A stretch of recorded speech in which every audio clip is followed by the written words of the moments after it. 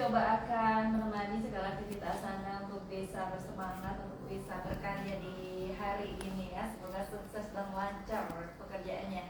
Oke mitra, Assalamualaikum. Seperti biasa di hari Jumat, tak lengkap rasanya jika kita tidak menghadirkan klinik udara yang setiap minggunya selalu kita tunggu kehadirannya untuk bisa berbagi informasi penting seputar dunia kesehatan yang dibawakan oleh RSUD Dr. Muhammad Saleh Kota Probolinggo. Dan pagi hari ini menjelang siang ya, kami hadirkan kembali ruang dialog interaktif klinik udara bersama RSUD Dr. Muhammad Saleh di studio. Dan hadir nih dokter kita yang akan berbagi informasi penting di kesempatan pagi menjelang siang kali ini. Langsung aja yuk kita sapa beliau.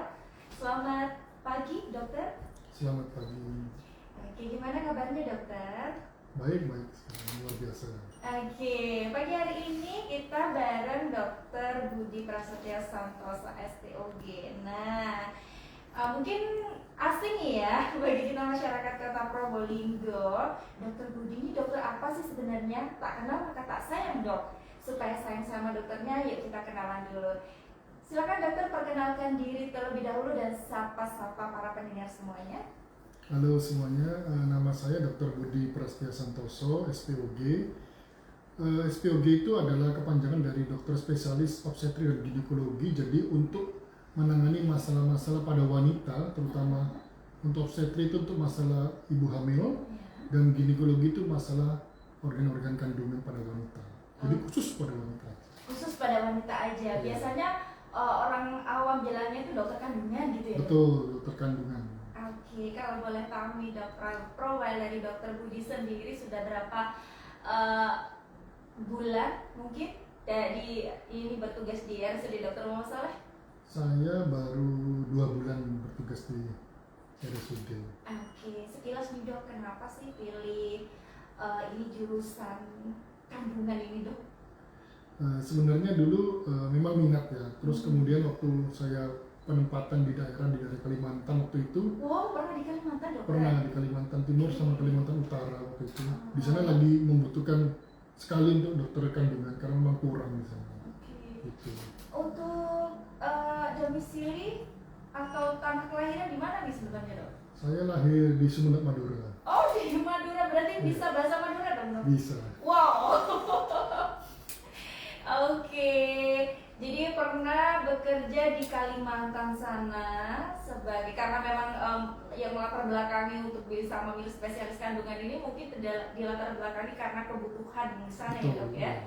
Oke, kemudian lepas itu lulus langsung. Jadi sebelum saya pendidikan untuk dokter spesialis, saya di Kalimantan Timur. Setelah lulus dari pendidikan spesialis di Udayana Bali, saya bertugas dari penempatan Kementerian Kesehatan di Kalimantan Utara, di Malinau. Di Malinau, oke, setahun di Malinau, kemudian baru pindah ke sini. Pindah ke sini, gitu. Di sini di mana nih dok? Di daerah mana nih dok? Saya tinggal di daerah dekat RSUD. Oh deket ya? Oh deket-deket aja. Oke, 2 bulan udah bertugas di RSUD Dr. Muhammad Saleh. Gimana nih kesan-kesan di kota angin ini dok? Apa sudah merasakan angin gending dok? Iya, lumayan anginnya besar juga. Bukan besar juga, ini besar banget dokter ya. Yang pasti jaga kesehatan nih dok ya. Angin-angin gini nih musuhnya orang-orang kalau orang bahasa Jermannya bilang itu kemekir gitu ya. Tahu ya dok ya? Oke, langsung aja dokter, karena ini adalah dokter baru nih di RSUD. Kita punya dokter baru untuk dokter kandungan ya di RSUD Dr. Muhammad Saleh. Gimana nih dok kesan-kesannya sendiri untuk pasien, khususnya untuk masalah kandungan di Kota Probolinggo sendiri, sama nggak sih sama yang di Kalimantan ini? Untuk dari segi demografis ya cukup berbeda sebenarnya. Di sana untuk masyarakat lokalnya sendiri nggak terlalu banyak penduduknya, ya. Banyak pendatangnya. Tapi kalau di sini justru banyak lokalnya yang untuk ibu hamil itu banyak sekali. Iya. Gimana nih dok untuk ibu hamil di Kota Probolinggo sendiri? Apakah sudah sesuai dengan ketentuan, maksudnya usianya kayak gitu? Masih banyak nggak sih usia-usia yang dini, bukan usia-usia yang udah tua gitu? Ada nggak sih dok di Kota Probolinggo? Kalau di Kalimantan sana kan ini ya dok, sama nggak sih? Agak berbeda. Kalau di sini saya lihat masih banyak yang pernikahan bahkan hamil di bawah umurnya di bawah 17 tahun tuh masih lumayan banyak, dan yang di atas 40 tahun juga masih ada juga yang hamil. Jadi cukup beresiko tinggi sebenarnya kalau untuk kehamilan di bawah dan di bawah 17 tahun atau di atas 40 tahun sangat beresiko tinggi. Iya, risiko tinggi. Kalau di Kalimantan sana gimana nih dok? Kalau di Kalimantan ada tapi jarang. Jarang ya? Iya. Kebanyakan pendatang dari sana tapi sudah menikah dan sudah usia reproduktif memang di atas 20 tahun. Tapi kalau melihat ini kesadaran masyarakatnya terkait dengan kesehatan kandungan di Kota Probolinggo gimana nih dok? Kalau selama saya di sini sekitar 4 bulan 5 bulanan, mereka untuk kontak dengan petugas kesehatan sudah cukup bagus ya. Paling tidak sudah ke puskesmas untuk memeriksakan diri terhadap kehamilannya, untuk misalnya ada masalah yang kandungan sudah cukup bagus menurut saya. Jadi peduli mereka tentang kesehatannya dan mengerti apa yang harus dilakukan pada saat ada masalah dengan kehamilannya. Oke, kalau secara demografis, ini kan daerahnya mudah gitu ya untuk mendapatkan akses kesehatan Ya, gitu. betul. Kalau di Kalimantan sendiri gimana dok? Susah di sana. Susah. Itu untuk ke rumah sakit terdekat ke tempat saya waktu itu bertugas, itu ada daerah yang harus naik perahu boat itu sekitar 1 jam sampai 2 jam, dan itu ombaknya keras sekali. Sungai dia, bukan danau atau laut tapi sungai. Sungai Dan besar gitu dok? sungai besar dan ombaknya sangat keras. Jadi sangat menantang nyawa kalau gitu kalau lewat itu. Kalau dirujuk misalnya ya, dari daerahnya harus ke rumah sakit terdekat itu sangat berbahaya memang dari segi aksesnya memang. Ini nih dokter dulu tugas di Kalimantan itu di klinik, di rumah sakit atau di mana dok? Di RSUD. Di RSUD ya? RSUD Malinau. Wow, ini aja udah uji nyali ya dok ya? Betul. Jadi kita di sini bersyukur kalau misalnya akses ke kesehatan itu gampang. Kalau di sana sangat susah sekali. Kita merujuk kalau dari rumah sakit tempat saya ke rumah sakit pusat itu misalnya tidak bisa tertangani di rumah sakit kami, itu dirujuknya harus naik kapal itu 3 jam dan itu sampai sore saja. Kalau malam itu sudah gelap, jadi tidak ada yang berani mengantarkan untuk perahu dan tidak ada akses daratnya juga. Oke, padahal ini kalau ibu mau melahirkan kayak gitu ya dok ya, ini kan sewaktu-waktu nih dok. Betul, jadi tidak bisa menunggu waktu memang. Betul, ini gimana nih dok? Aksesnya itu hanya ada 2, lewat pesawat dan lewat kapal. Itu pun kalau malam mereka beroperasi ya? iya, kecuali dengan pertimbangan sangat khusus, mau nggak mau harus berangkat ya gimana lagi. Tapi kalau memang bisa ditahan dulu pagi ya ditahan dulu ya pagi. Karena memang aksesnya sangat susah sekali. Ada pengalaman yang mungkin hingga saat ini dokter masih ingat gitu, pengalaman? Sebenarnya bukan Menangani. pengalaman saya, itu pengalaman bidan kan, karena kalau yang merujuk itu dari petugas kesehatan bidannya yang berangkat kan. Itu mereka sempat merujuk waktu itu jam 10 malam dan waktu itu hujan deras lewat sungai yang itu 3 jam itu, akhirnya mereka menepi dan belum berani melanjutkan sampai pagi di tengah sungai, di tengah hutan yang nggak ada orang sama sekali di situ. Sangat mengerikan. Bersyukurlah Anda Mitra Suara Kota ada di Kota Probolinggo ya, yang akses ke layanan kesehatan itu deket gitu ya dok ya. Kemudian transportasinya juga cukup banyak, walaupun di tengah malam pun ini masih bisa dok ya, buka 24 jam apalagi RSUD Dr. Muhammad Saleh. Jadi yang masih enggan untuk memeriksakan kesehatan utamanya kandungannya, aduh ini sayang banget ya dok ya, disayangkan banget. Oke Mitra Suara Kota yang mau gabungan boleh aja ya di via WhatsApp kami di 081336460000 atau online-nya di 0335427772. Dan kita juga siarkan secara live ya dari Instagram RSUD Dr. Muhammad Saleh. Silakan Anda bisa tanya-tanya di kolom komentar Anda. Insya Allah akan segera direspon oleh Dr. Budi ya, terkait sama materi kita. Kalau materi kita tentang kandungan kayak gitu sudah tahu ya, kemana-mana itu materinya, tapi jangan di luar konteks ya, nanti dokternya bingung gitu ya. Oke, kita kembali ke Dokter Budi. Dokter, biasanya tadi kan kita ngebahas sedikit seputar usia kehamilan ya, melahirkan dengan resiko tinggi dokter. Betul. Ini biasanya dialami dengan pasien usianya di bawah umur Betul. dan melebihi usia 40 tahun. Biasanya resiko tinggi apa saja nih dok yang bisa terjadi? Pada usia kehamilan, kalau wanita dengan hamil usia di bawah 17 tahun itu dari segi organ kandungannya sendiri belum cukup matang sebenarnya. Jadi dari segi mulut rahim, dari segi rahimnya sendiri itu belum cukup, belum siap untuk hamil. Dan yang kedua, yang paling penting dari faktor psikologinya dia. Betul. Jadi apakah di bawah 17 tahun sudah siap untuk menjadi seorang ibu? Nanti yang ada malah perawatannya tidak optimal apabila bayi sudah lahir ataupun selama dalam masa kandungannya. Jadi kepedulian terhadap dirinya waktu hamil, waktu anaknya sudah lahir itu berkurang menurut saya dibandingkan orang yang sudah siap di atas 20 tahun. Sedangkan kalau di atas 40 tahun itu resikonya itu cukup banyak, bisa beresiko untuk terjadi hipertensi dalam kehamilan, itu tekan darah tinggi dalam kehamilan itu cukup berbahaya. Kemudian dari segi bayinya bisa risiko untuk kelainan-kelainan atau cacat bawaan yang dengan persentase yang lebih tinggi biasanya. Gitu. Gitu ya dok. Jadi ini usianya 40 tahun ke atas ini resiko tinggi, hipertensi, kemudian Betul. cacat bayi gitu Betul. dok. Kenapa bisa begitu cacat bayi ya dok ya? Karena jadi sebenarnya Tuhan tuh mengaruniai wanita itu sel telur ya, yang keluar setiap bulan tuh dibuahi menjadi bayi itu tidak bisa diproduksi setiap hari. Dia diberi Tuhan dalam bentuk simpanan. Jadi setiap bulan akan keluar. Lama kelamaan jumlah itu cadangan itu akan habis. Berkurang. Betul. Nah, pada saat sudah mendekati usia-usia menopause 45 tahun, itu sel-sel telur kualitasnya akan menjadi jauh lebih jelek. Oh, Nah, gitu. pada saat wanita dengan kualitas sel telur yang lebih jelek itu bila hamil berisiko untuk terjadi kelainan bawaan pada bayi. Oh, seperti Gitu. itu. Saya kira karena penurunan vitalitas enggak ya, ternyata dari sel telurnya. Betul. Ya. Oke, jadi seperti itu mitra suara kota yang mau memiliki momongan lebih baik konsultasi aja dulu deh ke dokter bagaimana caranya. Mungkin ada alternatif lain ya, kalau mungkin memang sudah lama nggak mempunyai momongan, kemudian ada program hamil, mungkin ada alternatif lain yang akan disampaikan pada dokter ya. Nanti bisa sharing-sharing gitu ya dok ya. Iya.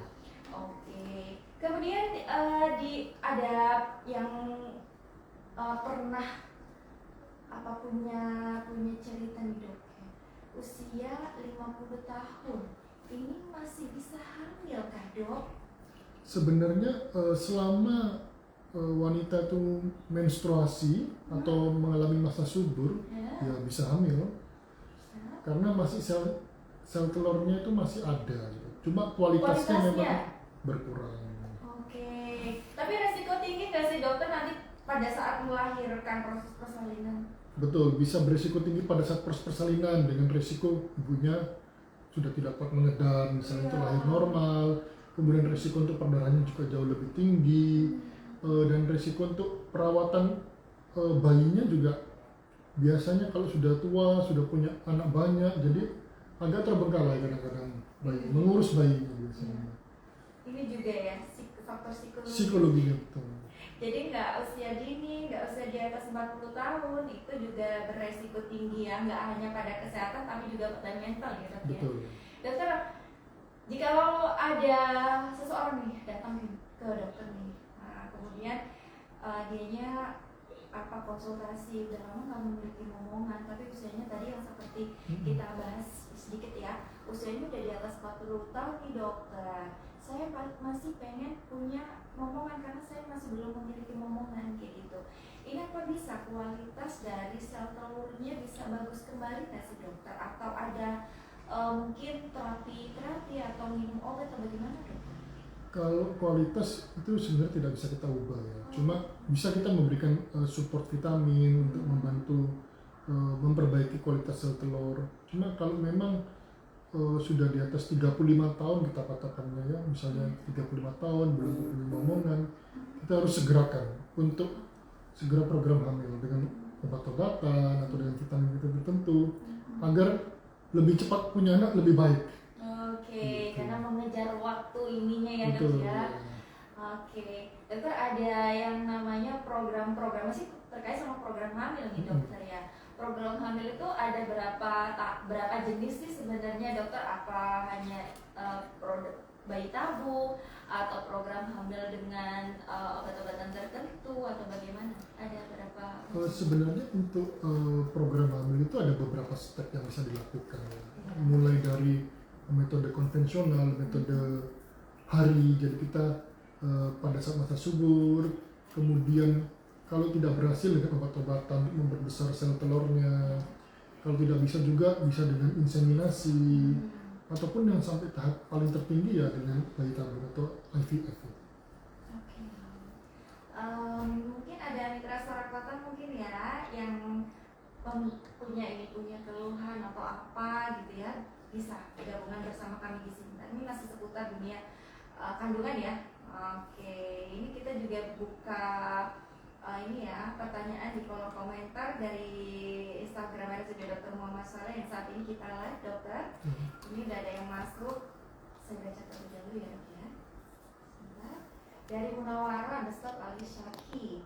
Kalau sudah pernah sesar 2 kali, apakah masih bisa melahirkan normal dok?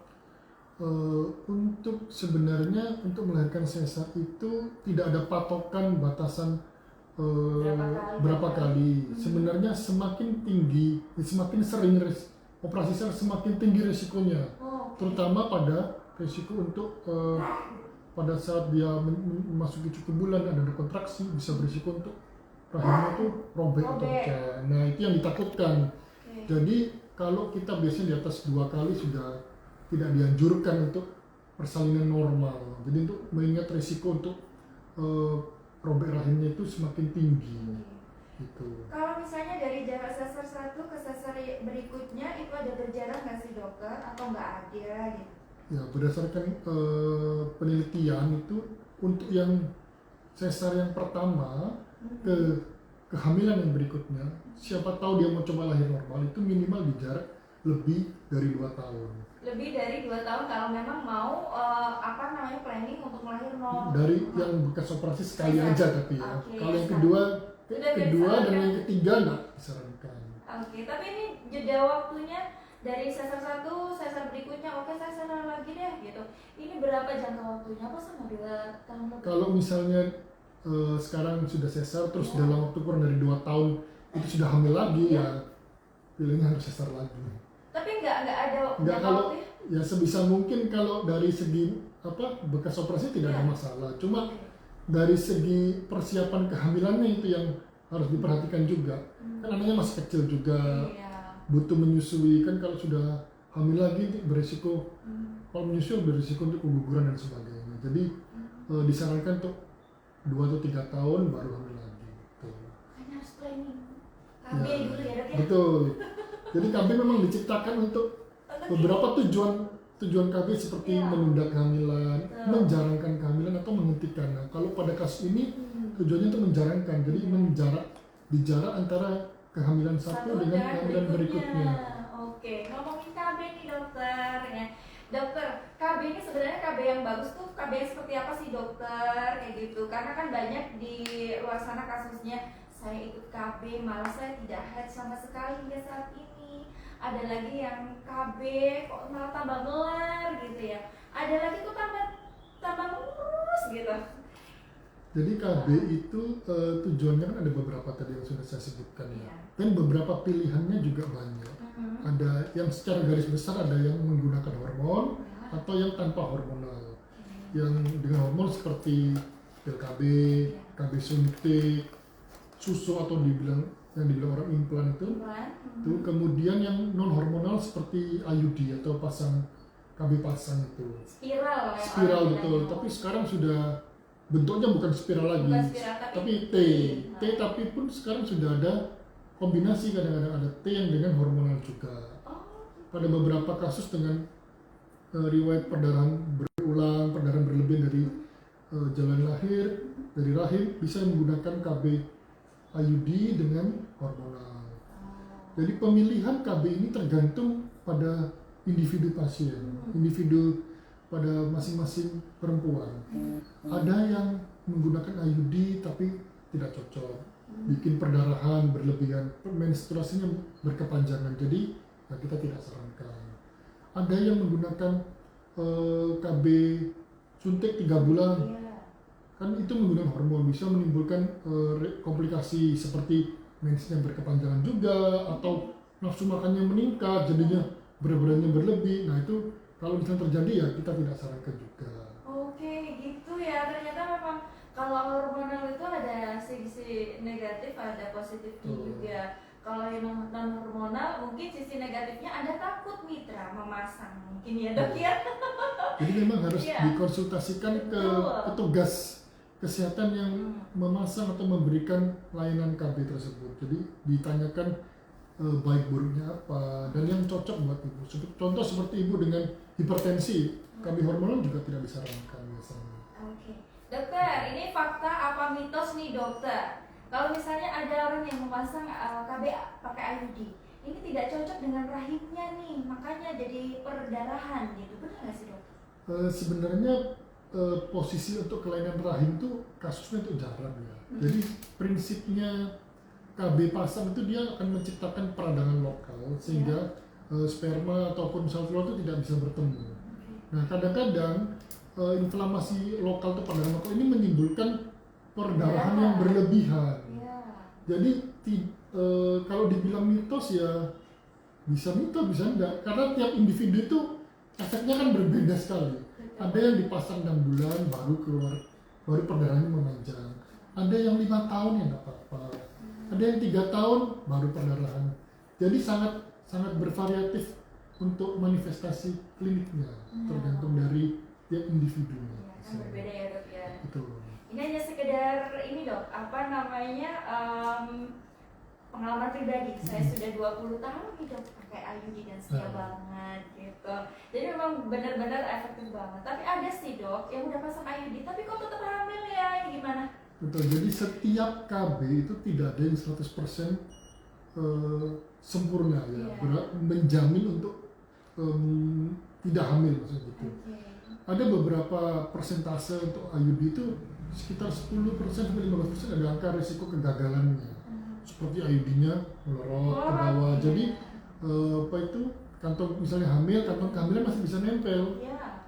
Terus saya juga ada pernah ada pasien tuh sudah hamil besar, baru tahu kalau masih ada IUD dan IUD-nya sudah dekat dengan mulut rahim. Jadi waktu proses persalinan jatuh IUD-nya.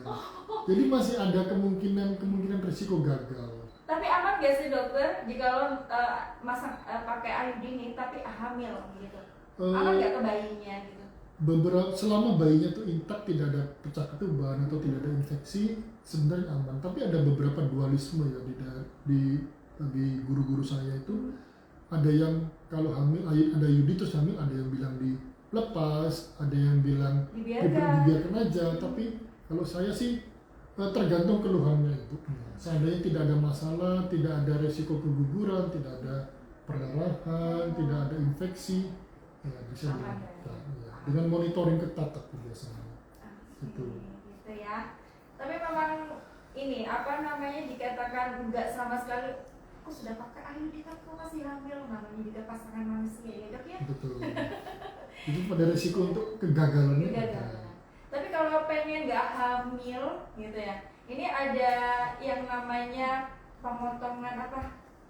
Steril, pemotongan atau ikat gitu. Ya. Ini beda ya dok ya. Tapi nanti dulu dok, kita akan baca dulu yang pertanyaan yang masuk dokter dari Endang Kurniati _83 ya, dari line Instagram RSUD Dr. Muhammad Saleh. Adakah teknologi kedokteran yang bisa menurunkan resiko kehamilan pada usia di atas 40 tahun dokter? Maksudnya untuk menurunkan resiko kehamilan, apakah ada teknologi kedokteran? Selama ini ya sebenarnya pakai KB aja. Pakai KB ya dok ya. Jadi mungkin kalau sudah 40 tahun mungkin lebih baik itu tadi dokter. Betul, di steril. Pakai steril ya, diikat atau prosesnya dipotong. Biasanya itu dilakukan kalau misalnya pas operasi sesar, yang paling gampang. Jadi sebenarnya untuk steril pun tetap ada resiko gagal ya, ada resiko nyambung, namanya rekanalisasi, dia nyambung saluran tuba falopi itu. tapi kecil, sekitar 1-2% saja risiko gagalnya. Jadi yang paling efektif tetap selama ini steril atau laki-lakinya. Nah, Kita bisa tetap lakukan ada vasektomi. dua ya, ada Betul. dua ini ya dok ya. Jadi bisa nggak hanya perempuan saja ya yang bisa melakukan steril Steril, ya, ya. tapi bisa bapaknya, bisa ibunya gitu ya. Kalau biasa di luar sana memang ibu yang Ya, sering yang sering fokusnya pada fokus ibu. pada ibu. Ternyata bapaknya bu juga ya. Bisa. Jadi salah satu boleh ya. Kalau bapaknya namanya asektomi. Vasektomi. Oh, vasektomi. Vasektomi itu berarti sama nggak diikat atau dipotong? Betul, salurannya diikat, tapi yang mengerjakan bukan dokter kandungan. Bukan ya, beda ya. Ya, Tapi itu dokter urologi. urologi gitu ya. Oke, ada lagi nih dokter yang masuk. Oh, bukan itu maksudnya. Coba kita baca lagi. Adakah teknologi kedokteran yang bisa menurunkan resiko kehamilan pada usia di atas 40 tahun? Kalau yang kita tangkap kan ini ya dokter ya. Iya, untuk menurunkan risiko. Iya, untuk menurunkan, kalau teknologi kedokteran sendiri yang hingga saat ini hanya KBD. Mungkin kalau untuk meningkatkan peluang hamil ya paling tertinggi saat ini dengan bayi tabung. Baik. Ini bagaimana ya? Oh, adakah teknologi kedokteran yang bisa menurunkan resiko kehamilan? Oh, udah hamil.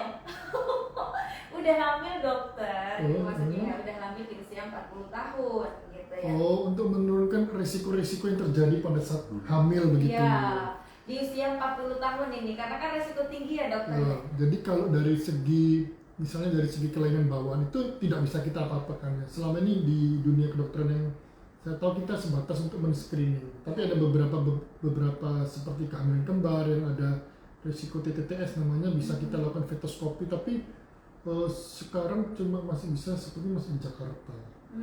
Tuh, itu dengan pemberian vitamin pada trimester 1 rutin kita selalu berikan asam folat. Itu yang paling penting ya untuk mencegah risiko neural defect namanya, kelainan pada susunan saraf pusat ya, seperti yang bayi yang tidak punya tempurung kepala, betul, kelainan pada tulang belakang seperti spina bifida yang nonjol tulang ekornya itu bisa dicegah dengan pemberian asam folat rutin pada trimester 1. Kemudian untuk trimester 2 dengan pemberian tablet tambah darah dan pemberian suplemen kalsium itu juga untuk bisa menurunkan risiko tekan darah tinggi pada kehamilan trimester 2 dan trimester 3. Jadi itu betul, di atas 40 tahun resiko untuk terjadinya tekan darah tinggi pada ibu hamil jauh lebih tinggi. Oke, kayak gitu. Kalau yang memang udah hamil di usia 40 tahun lebih rajin lagi untuk memeriksakan kehamilan ya. Jadi memang karena resiko tinggi ya dokter ya, hipertensi, apalagi ini janin yang dikandungnya itu lebih rentan kepada ini ya, kelainan. Gitu ya ibu ya, semoga bisa menjawab pertanyaannya. Oke dokter, kita break sejenak, nanti kita akan kembali lagi dengan pokok bahasan masih seputar kandungan ya dok ya. Oke mitra suara kota, jangan kemana-mana, masih bersama Laporore untuk sesi yang kedua kali ini. Jadi setia saja di 101,7 Radio Suara Kota.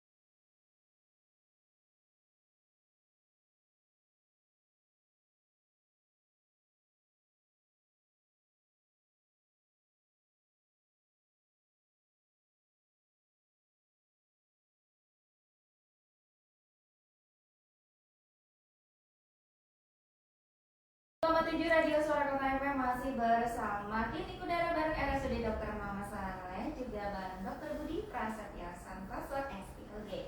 Oke dokter, ini masalah kehamilan nih dokter. Banyak resiko kehamilan walaupun itu sudah usianya udah benar kayak gitu. Tapi memang yang perlu diperhatikan oleh para ibu hamil, apalagi yang baru hamil ya dok, yang masih belum pengalaman, ini yang harus dijaga itu apa saja sih dok yang harus dilakukan sehingga ibu dan janinnya itu sehat sampai lahiran nanti dokter? Oke, jadi kalau dari ceritanya dari trimester awal ya, pada saat awal kehamilan itu nutrisi dan vitamin itu yang paling penting. Terutama ya tadi yang saya sudah sebutkan asam folat, tablet tambah darah, kalsium itu untuk vitamin atau suplemen dasar yang diperlukan untuk ibu hamil. Yang kedua nutrisi makanan. Makanan juga penting buat bayi, terutama dengan kadar protein yang cukup tinggi. Ya, protein itu penting untuk pembentukan sel-sel bayi. Dan juga makanan harus dijaga, jangan sembarangan, jangan yang mentah atau dibakar itu jangan, karena akan mempengaruhi pertumbuhan janinnya nanti. Dan juga selama hamil juga diperlukan dijaga aktivitasnya, terutama pada trimester 1, jangan kerja yang berat-berat, resiko kegugurannya tinggi biasanya. Jadi kemudian untuk persalinan juga harus dipersiapkan, dari support dari keluarga, dari suami, dan juga harus tahu misalnya ada keadaan emergensi atau darurat, sudah harus tahu si ibu ini akan dibawa kemana, ke fasilitas kesehatan di mana. Jadi tidak nanti cari kendaraan, cari transport atau cari tempat fasilitas kesehatan untuk penanganan kegawat daruratan tersebut. Betul. Dan selama hamil juga jangan lupa kontrol untuk pemeriksaan diri ke fasilitas kesehatan, ke bidan, ke dokter atau ke dokter kandungan, untuk melihat perkembangan bayinya ini sudah bagus atau belum, sudah sesuai dengan usia kehamilannya atau belum. Oke. Dokter, kalau USG sendiri nih dokter, fakta apa mitos? Ini terlalu sering melakukan USG ini akan mempengaruhi si janin, benar nggak sih? Itu mitos sama sekali. Mitos ya. Jadi sebenarnya USG itu kan bekerjanya berdasarkan gelombang suara ya, jadi ultrasonografi. Jadi beda sama rongsen atau X-ray atau CT scan. Kalau itu memang tidak dianjurkan karena berisiko untuk terjadinya radiasi, paparan radiasi. Kalau USG kerjanya berdasarkan gelombang suara, jadi tidak ada dampak yang signifikan terhadap bayi. Ya, paling bayinya karena ada suara gitu jadi bising, jadi bisingnya yang tidur langsung bangun misalnya gitu. Makanya kadang gerak-gerak ya. Betul, itu di USG kadang-kadang geraknya menjadi aktif karena ada pengaruh suara di sana. Iya, Gitu. oke. Dokter, ini harus segera dilarikan ke pusat pelayanan kesehatan yang lebih intensif jikalau ada kondisi yang seperti apa sih dokter? Jadi untuk ibu-ibu hamil itu harus memang dari trimester 1 sudah dilakukan screening ya. Ini untuk berikutnya apakah layak lahir di fasilitas kesehatan tingkat 1, di klinik atau di bidan atau di puskesmas, atau dia harus melahirkan di fasilitas kesehatan tingkat lanjut seperti rumah sakit. Nah, itu seperti pada kasus-kasus keadaan hipertensi dalam kehamilan. Itu misalnya dia tidak terkontrol hipertensinya, itu harus melahirkan di rumah sakit. Yang kedua dengan diabetes dalam kehamilan, itu juga harus dipantau kadar gula darahnya dan membutuhkan kolaborasi antara dokter kandungan dan dokter penyakit dalam. Kemudian hamil dengan penyakit penyerta seperti penyakit jantung, penyakit gondok, asma atau tiroid, gondok tadi, asma, betul, dengan resiko-resiko tinggi seperti hari-harinya di bawah, menutupi jalan lahir, atau dengan bekas operasi sesar sebelumnya, itu sebisa mungkin melahirkan di fasilitas kesehatan tingkat lanjut karena sangat beresiko. Untuk kontraksi sebelum masa HPL nih, apa menjadi sebuah kondisi kegawat daruratan dokter? Jadi kalau kontraksi itu sebelum taksiran, jadi seseorang dikatakan cukup bulan itu di atas 37 minggu. Seandainya terjadi kontraksi di bawah 37 minggu, itu termasuk salah satu kegawat daruratan, itu adalah ancaman persalinan prematur namanya. Jadi sebisa mungkin kita pertahankan dengan pemberian obat-obatan untuk mempertahankan kehamilan dan pemberian obat-obatan untuk pematangan paru bayi lebih awal. Jaga-jaga, siapa tahu nanti ternyata bayinya harus lahir dengan masalah-masalah yang lainnya. Jadi harus dipersiapkan dan juga sebisa mungkin di fasilitas kesehatan berlanjut. Oke, dokter, kalau trimester pertama ini lagi-lagi karena kan orang hamil ini banyak kontroversi ya, pro dan kontra, ada mitos dan fakta. Dokter, ini trimester pertama nih, di luar sana banyak informasi bahwasanya jangan terlalu banyak makan buah nanas, jangan terlalu banyak makan ini itu gitu ya dok ya. Ini benar nggak sih dokter? Jadi untuk buah itu sebenarnya boleh, cuma memang jangan terlalu over ya. Over. Ya, dalam jumlah kuantitinya atau jumlahnya jangan terlalu banyak. Jadi kalau terlalu banyak itu mengganggu juga buat ibunya. Misalnya kadar gulanya terlalu tinggi itu beresiko juga buat ibu. Jadi kalau dalam batas yang wajar masih tidak ada masalah. Oke. Dokter masih terkait sama trimester pertama nih, karena kan ini adalah awal di mana pembentukan embrio nih dokter ya, dan harus dipertahankan nih. Nah, ini hal-hal apa saja yang nggak boleh dilakukan supaya si janin ini bisa berkembang dengan baik, nggak terjadi keguguran kayak gitu. Jadi untuk trimester 1 pemberian nutrisi yang pertama itu yang sangat penting. Kembali lagi asam folat itu pertama yang paling penting. Kemudian aktivitas fisik juga harus bukan dibatasi tapi harus dioptimalkan supaya jangan sampai dia berlebihan. Okay. Kalau dia kecapean ataupun dia stres, dia akan memicu untuk terjadinya penurunan hormon, akhirnya terjadi resiko keguguran. Kalau berhubungan dok? Nah, kalau berhubungan sebenarnya selama dia tidak ada keluhan, tidak dimasalah. Tapi diharapkan tidak ada kontak antara si sel sperma dengan mulut rahim, karena kan bisa beresiko terjadi kontraksi. Jadi harus dikasih barrier, contohnya seperti dengan menggunakan kondom. Oke, ini berarti kalau ini fakta nih dokter ya, fakta yang di luar sana kalau hamil muda harus yang hati-hati banget gitu ya. Untuk asupan nutrisi harus memang benar-benar diperhatikan. Proteinnya, kalsiumnya, omega butuh nggak sih? Betul, boleh. Nanti untuk pertumbuhan dari otak bayi juga butuh DHA dan sebagainya, itu penting juga.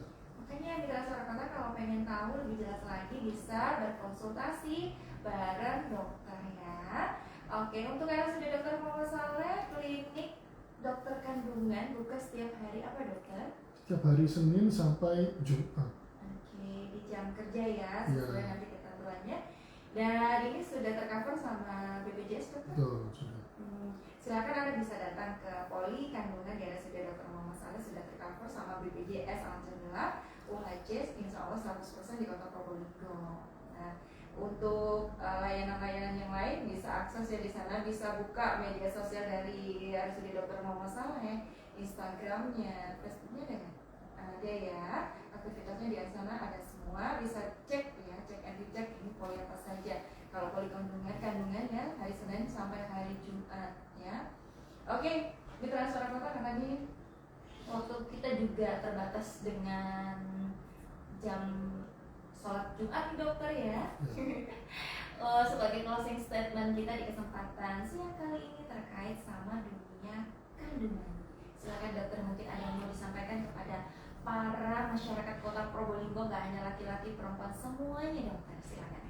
Oke, pesan saya untuk semua masyarakat di Kota Probolinggo, untuk kehamilan sebaiknya dipersiapkan sebaik mungkin dari sisi suami, dari sisi istri, dari sisi psikologi, kecukupan umur, dan ketika sudah hamil dipersiapkan untuk nutrisi, vitamin, dan pemeriksaan terhadap kandungannya ke dokter, bidan, atau ke fasilitas kesehatan yang tersedia di Kota Probolinggo. Dan untuk persalinan diharapkan sudah di fasilitas kesehatan baik tingkat pertama maupun sampai dengan tingkat lanjut. Jadi jangan sampai lahiran di rumah gitu. Iya, betul. Apalagi lahiran sendiri. Betul. Bahaya dok. Oke dokter Budi, terima kasih banyak informasinya. Sampai jumpa kembali di lain kesempatan. Dan akan kami tunggu informasi yang lain ya Mitra Suara Kota, luar biasa. Sukses dan semangat buat dokter. Terima kasih. Oke, Mitra Suara Kota, itu tadi bincang-bincang kita bareng Dr. Budi masih bersama Korora yang pastinya akan memfasilitasi Anda untuk bisa menyampaikan segala pengaduan saran kritik maupun informasinya ya. Baik, saya undur diri sejenak dari ruang dengar Anda. Terima kasih atas kesetiaan juga kebersamaannya. Mohon maaf pada salah-salah kata. Akhir kata, selamat siang, selamat beraktivitas. Wassalamualaikum warahmatullahi wabarakatuh.